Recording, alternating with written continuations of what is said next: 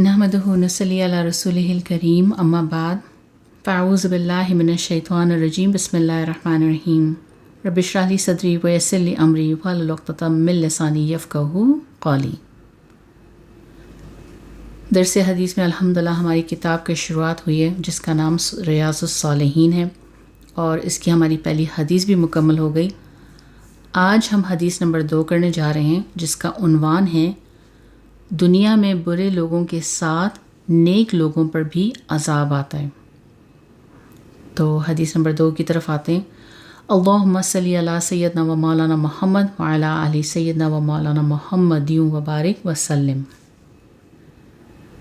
حضرت عائشہ رضی اللہ عنہا سے روایت ہے کہ نبی پاک صلی اللہ علیہ وسلم نے فرمایا کہ ایک لشکر اللہ کے گھر یعنی کعبہ پر چڑھائی کرنے کے لیے نکلے گا۔ جب وہ چٹیل میدان یعنی کھلے میدان میں پہنچے گا یعنی میداں میں، تو اس لشکر کے اگلے پچھلے سب لوگوں کو زمین میں دھسا دیا جائے گا اور ان میں سے کوئی بھی زندہ نہیں رہے گا۔ تو حضرت عائشہ رضی اللہ عنہا نے عرض کیا، یا رسول اللہ، ان سب کو کیسے دھسا دیا جائے گا جبکہ ان میں سے بعض لوگ تو ایسے ہوں گے جو دکاندار بھی ہوں گے، یعنی حملہ کرنے والوں میں سے نہیں ہوں گے، تو بغیر قصور کے کیسے ہلاک کر دیے جائیں گے؟ تو نبی پاک صلی اللہ علیہ وسلم نے فرمایا کہ اس وقت تو اگلے پچھلے سبھی لوگ ان مجرموں کے ساتھ ہونے کی وجہ سے دھسا دیے جائیں گے، پھر حشر کے دن اپنی اپنی نیتوں کے مطابق اٹھا دیے جائیں گے۔ متفقن علیہ، یعنی یہ حدیث بخاری اور مسلم دونوں میں۔ تو اس حدیث میں جو میدان کا ذکر آیا ہے کہ وہ لشکر لے کر آئیں گے اور اللہ کے گھر پر حملہ کرنے کے لیے، تو وہ وہیں بیداء کے میدان میں دھسا دیے جائیں گے۔ تو یہ بیداء میدان کہاں ہیں؟ تو بعض محدثین کے نزدیک یہ مکہ میں ہے، بعض محدثین کے نزدیک مدینہ میں ہے، اور بعض محدثین کے نزدیک مکہ اور مدینہ کے درمیان ہیں۔ اور یہ پیشن گوئی جو نبی پاک صلی اللہ علیہ وسلم نے کی ہے، یہ غیب میں سے، آپ صلی اللہ علیہ وسلم کے معجزات میں سے۔ اب یہ جو لشکر کا ذکر آیا ہے کہ وہ کعبہ پر معاذ اللہ چڑھائی کرے گا، تو یہ کون سا لشکر ہے؟ کب ایسا ہوا؟ کب ایسا ہوگا؟ تو اس کے بارے میں یہ تو صرف علم اللہ ہی کے پاس ہے۔ اور اس حدیث میں جو ذکر ہے کہ اس میں اگلے پچھلے تمام لوگوں کو دھسا دیے جائیں گے، اور حضرت عائشہ رضی اللہ عنہا نے فرمایا کہ ان میں سے بہت سے لوگ تو ایسے ہوں گے جو حملہ کرنے والوں کے ساتھ نہیں ہوں گے، تو وہ بھی، تو آپ صلی اللہ علیہ وسلم نے فرمایا کہ وہ بھی، لیکن پھر نیت کے اعتبار سے اٹھائے جائیں گے۔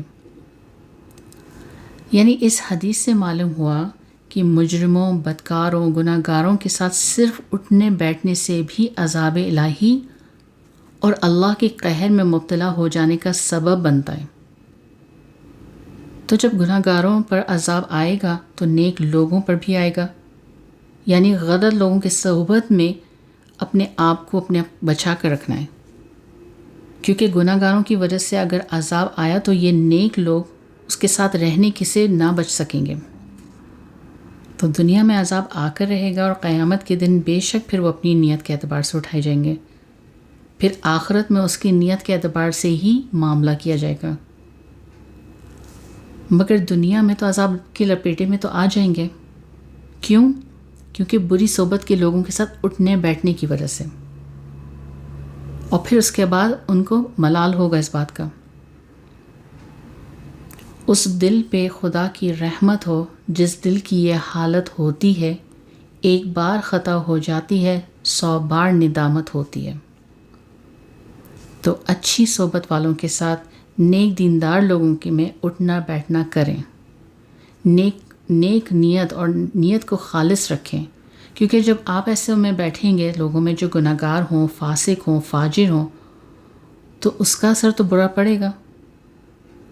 اس کے علاوہ وہ لوگ جو صرف دنیا داری میں لگے ہوئے ہیں کہ جب بیٹھو تو صرف اور صرف دنیا کی رنگینیوں کی باتیں کرتے ہیں، فرمایا کہ جب کسی محفل میں بیٹھو تو اللہ کا ذکر ضرور کرو، یعنی دین کی کوئی بات، اور ایسی محفلوں سے اٹھتے وقت محفل کے کفارے کی دعا پڑھ لیا کرو۔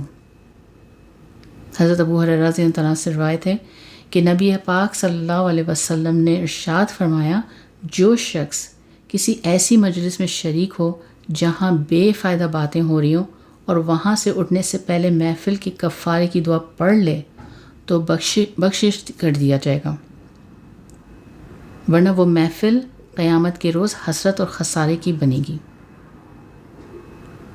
تو اس سے اندازہ لگائیں کہ اچھی نیت اور نیک صحبت انسان کے لیے کتنا ضروری ہے۔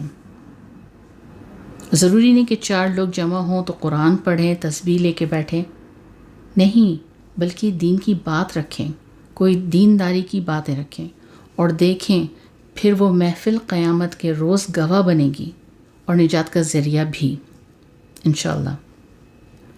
اللہ پاک ہمیں نیک دیندار لوگوں کی صحبت نصیب فرمائے اور ایسی محفل نصیب فرمائے جو قیامت کے روز نجات کا ذریعہ بنے، آمین یا رب العالمین۔ وآخر دعوانا ان الحمد للہ رب العالمین۔